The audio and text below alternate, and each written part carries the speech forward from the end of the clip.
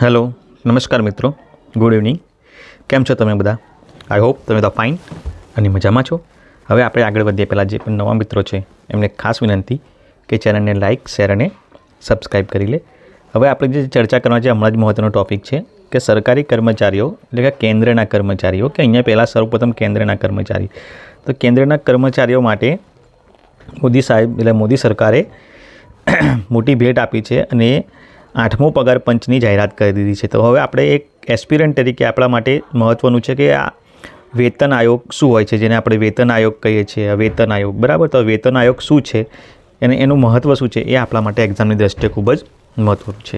Okay, તો જે 2026માં એ લાગુ પડશે, બરાબર, એટલે એની સૈદ્ધાંતિક મંજૂરી કેન્દ્રીય કેબિનેટની મંજૂરી મળી ગઈ છે. તો આપણે આગળ જોઈએ કે ડિટેલમાં એની આપણે ચર્ચા કરીએ. ઓકે, તો એકચ્યુઅલી તમને પ્રશ્ન થયો કે પગાર પંચ શું છે. તો પગાર પંચ એક આવશ્યક સંસ્થાકીય પદ્ધતિ છે, બરાબર. એક એવી સિસ્ટમ છે જેના દ્વારા કેન્દ્રના જે કર્મચારીઓ હોય, કેન્દ્રના જે સરકારી કર્મચારીઓ, એમના પગાર ભથ્થાને લાભો નક્કી કરવામાં આવે છે, બરાબર. જે પણ પગાર એમને જે ડીએ છૂટતું હોય, બરાબર, એમને મેડિકલ એલાઉન્સ જે મળતું હોય, બરાબર, એવા અલગ અલગ ભથ્થાઓ, બરાબર, જે પણ મળવાપાત્ર હોય છે. તો એક બેઝ તૈયાર કરવા માટે, એક બેઝ તૈયાર કરવા માટે, બરાબર, જે આયોગની નિમણૂક થાય છે અને વેતન આયોગ અથવા પગાર પંચ ગુજરાતીમાં કહેવાય છે. ઓકે, અને જે પગાર પંચ છે, બરાબર, એક વહીવટી વ્યવસ્થાનો એક મહત્વપૂર્ણ ઘટક છે, બરાબર. અને પ્રવર્તમાન એનું મુખ્ય હેતુ છે પ્રવર્તમાન આર્થિક પરિસ્થિતિઓનું મૂલ્યાંકન કરવાનું હોય છે, બરાબર. જે પ્રવર્તમાન આર્થિક પરિસ્થિતિ કેવી છે, બરાબર, અને એના આધારે મોંઘવારીનો પણ એ લોકો એનાલિસિસ કરે છે, બરાબર. જીવન નિર્વાહ કરવા માટે ઓછામાં ઓછું કેટલું એમની જોડે જીવન નિર્વાહ કરવા માટે ઓછામાં ઓછું પ્રતિદિન કેટલો સેલેરી એમની હોવી જોઈએ એ બધું નક્કી કરે છે. ઓકે, તો એની પ્રોસેસ આખી અહીંયા સમજાવી છે, તમે જુઓ. આર્થિક પરિસ્થિતિઓનું મૂલ્યાંકન કરે છે અને જાહેર ક્ષેત્રના કાર્યબળ માટે વ્યાજબી મહેનતાણું સુનિશ્ચિત કરવા માટે પગાર ધોરણમાં યોગ્ય સુધારાની ભલામણ કરે છે, બરાબર. એક એડવાઇઝરી કમિટી છે, બરાબર, ભલામણ કરે છે. પગાર પંચ એ કેન્દ્ર સરકાર દ્વારા કર્મચારીના પગાર માળખાની સમીક્ષા કરવા અને તેમાં ફેરફાર કરવાની ભલામણ કરવા માટે રચાયેલી એક સંસ્થા છે, બરાબર. એક પ્રકારની સંસ્થા છે. અને પગાર પંચનું માળખું કોના હેઠળ આવે છે? તો નાણાં વિભાગ, ખર્ચ વિભાગ નાણાં મંત્રાલય હેઠળ આવે છે.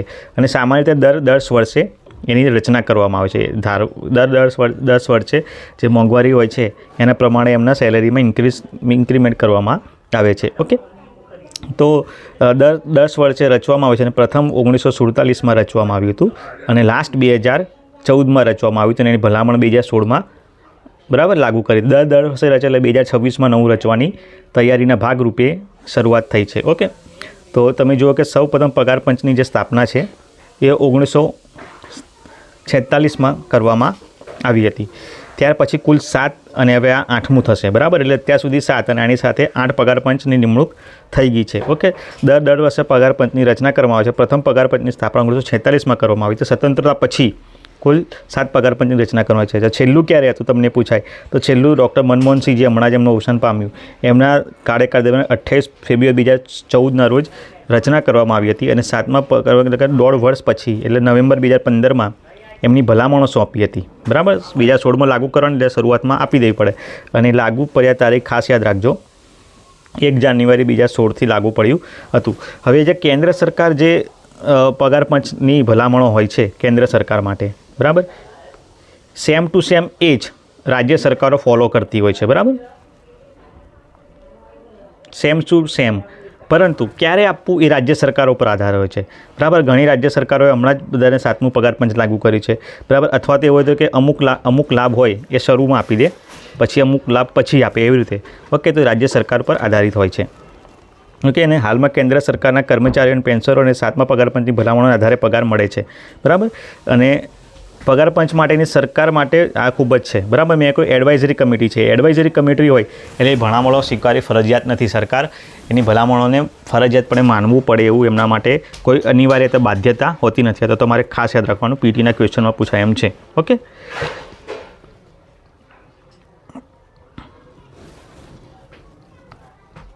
ત્યાર પછી પગાર પંચની જરૂરિયાત કેમ છે? તો પગાર સુધારો કરવા માટે, બરાબર.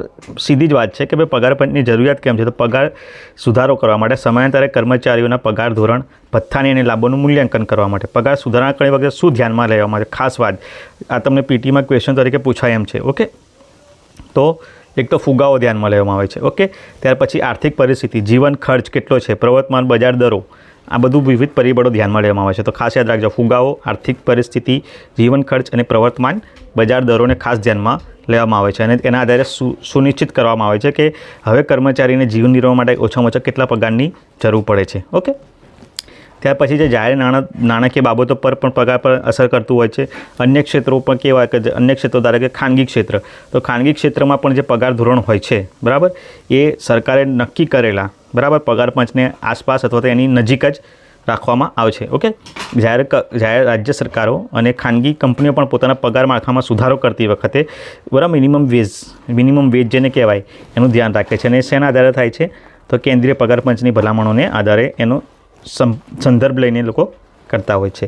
બરાબર, સામાજિક સમાનતા માટે પણ પગાર પણ જરૂરી છે. બરાબર, એવું ન હોય કે તમારી મોંઘવારી વધતી ગઈ હોય, બરાબર, અને તમારો પગાર સ્ટેબલ જ હોય, એવું ના હોય. એના ધ્યાનમાં રાખીને સરકાર પગાર પંચનું રચના કરતી હોય છે અને આવકની અસમાનતા ઘટાડવામાં પણ મદદ કરે છે. ભથ્થાને સુવિધાઓની સમીક્ષા કરવા માટે મેં કહ્યું પ્રમાણે કે ભાઈ સમયાંતરે મૂળ પગારમાં વધારો થતો હોવો જોઈએ. પગાર પંચ સરકારી કર્મચારીઓને વિવિધ ભથ્થા, ઘર ભાડું, તબીબી લાભ, મેં તમને એ કહ્યું પ્રમાણે સરકારી મુસાફરી ભથ્થું વગેરેની સમીક્ષા કરવા માટે પણ એની રચના કરવામાં આવે છે. ઓકે, હવે એમાં મોંઘવારી ભથ્થું જે આપવામાં આવે છે, ખાસ દરેક વખતે ચર્ચામાં હોય છે, દર વખતે વધતું હોય છે. તો ફુગાવાની અસર ઘટાડવા માટે સરકાર તેના કર્મચારીઓને પેન્શનરોને ડીએ ચૂકવે છે. બરાબર, એટલે 10 વર્ષે પગાર પંચ, ધારો કે 10 વર્ષે પગાર પંચ અમલમાં આવવાનું હોય તો એ વર્ષો દરમિયાન 10 વર્ષો દરમિયાન તો દર મહિને, બરાબર, ફુગાવો વધતો હોય છે. બરાબર, ઇન્ફ્લેશન જેને કહેવાય. બરાબર, તો ત્યાં સુધી તો તકલીફ પડી જાય. એટલે એને ધ્યાનમાં રાખીને દર 3-4 મહિને 3% ડીએ વધવાની એ લોકો જાહેરાત કરે છે અને પછી એક સાંભળું 6 મહિનાનું 3 મહિનાનું ચૂકવી દેતા હોય છે. ઓકે, વધતી જતી કિંમતોનો સામનો કરવા સરકારી કર્મચારીઓના પગારમાં સતત વધારો કરવાની જરૂર છે. કર્મચારીના કાર્યક્ષેત્ર અનુસાર ફુગાવાની અસર બદલાતી રહે છે. બરાબર, એટલે એવું હોય છે કે ભાઈ એ લોકો ટિયર 1, ટિયર 2 સિટીઝ, બરાબર, અહીંયા શહેરી, અર્ધ શહેરી, ગ્રામીણ, એ રીતે ટિયર 1, ટિયર 2 સિટી, ટિયર 3 સિટીઝમાં ઓછામાં ઓછો કેટલો પગાર ભથ્થું જોઈએ એ નક્કી કરતા હોય છે અને એને છેલ્લા 12 મહિનાના અખિલ ભારતીય ગ્રાહક ભાવ સૂચકાંક, યાદ રાખજો, શેનું ધ્યાન રાખવામાં આવે છે? તો છેલ્લા 12 મહિનાના અખિલ ભારતીય ગ્રાહક ભાવ સૂચકાંકના આધારે ડીએ નક્કી થતું હોય છે. આ એક પીટીનો ક્વેશ્ચન છે, ખાસ યાદ રાખજો. ઓકે, શું છે પીટીનો ક્વેશ્ચન? આ રહ્યો, અખિલ ભારતીય ગ્રાહક ભાવ સૂચકાંકના આધારે છેલ્લા 12 મહિના, યાદ રાખજો, અહીંયા મહિના પણ પૂછે, તમને 10 મહિના કહી દે, 2 વર્ષ કહી દે, તો છેલ્લા 12 મહિના એટલે 1 વર્ષ.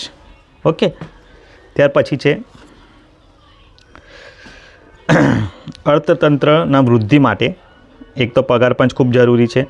બરાબર, એની મર્યાદાઓ છે. બરાબર, રાજકોષીય મર્યાદાઓ એટલે જે પગાર પંચમાં પગાર વધે તો એનો ખર્ચ સરકારી તિજોરી પર થાય. બરાબર, એટલે તમે જોજો દર વખતે સરકારી ન્યૂઝમાં આવતું હોય છે કે ડીએ વધાર્યા પછી આટલા કરોડનો સરકારી તિજોરી પર બોજ આવ્યો. બરાબર, ફુગાવો અને જીવન નિર્વાહનો ખર્ચ, બરાબર, ઊંચા જતા હોય છે. બરાબર, અને તેના કારણે પગાર પંચે પરિબળોને ધ્યાનમાં લેવાની જરૂર હોય છે. બરાબર, ત્યાર પછી આવકમાં અસમાનતા હોય છે. બરાબર, પછી વિવિધ ક્ષેત્રોની માંગણીઓ પણ હોય છે. અર્થતંત્રના વિવિધ ક્ષેત્રોમાં વ્યાજબી વેતન અને લાભો માટે જરૂરિયાત છે.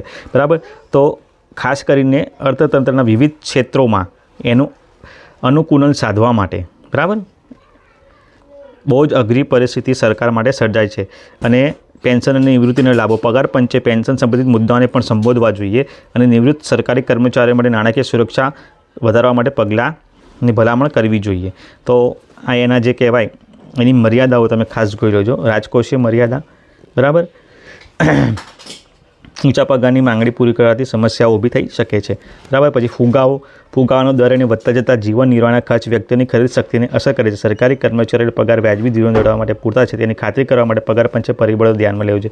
ટૂંકમાં એવું કહેવા માંગે છે કે પગાર પંચ જે ભલામણો કરે છે, બરાબર, તો એ ભલામણો પણ પૂરતી નથી હોતી, એ કહેવા માંગે છે. બરાબર, ત્યાર પછી આવકની અસમાનતા. બરાબર, તો સરકારી કર્મચારીઓના વિવિધ સ્તરોમાં આવકની અસમાનતાને સંબોધવી જરૂરી છે. બરાબર, એટલે આ પરિબળો ધ્યાનમાં લેતા નથી એ લોકો જ્યારે પગાર પંચની નિમણૂક કરવામાં આવે છે. વિવિધ ક્ષેત્રની માંગણીઓ પણ એ લોકો ધ્યાનમાં લેતા નથી, બરાબર. અને આ વૈશ્વિક આર્થિક પરિબળોને પણ ઇન્ટરનેશનલ જે પરિબળો હોય છે એને પણ એ લોકો ધ્યાનમાં લેતા નથી. તો એને પણ ધ્યાનમાં રાખીને બરાબર ક્ષમતા પ્રમાણે લાગુ કરવા જોઈએ. ઓકે, તો આ પગાર પંચની શોર્ટ ફોર્મ્યુલા તમને મેં સમજાવી છે. ઓકે, તો ચેનલને લાઈક, એની પર કોમેન્ટ, તમારા કોઈ સુઝાવ હોય શેર કરતા રહો, સબસ્ક્રાઈબ કરતા રહો અને થેન્ક્સ ફોર વોચિંગ. ફરીથી મળીએ નવા વિડીયો સાથે. ત્યાં સુધી જય હિન્દ.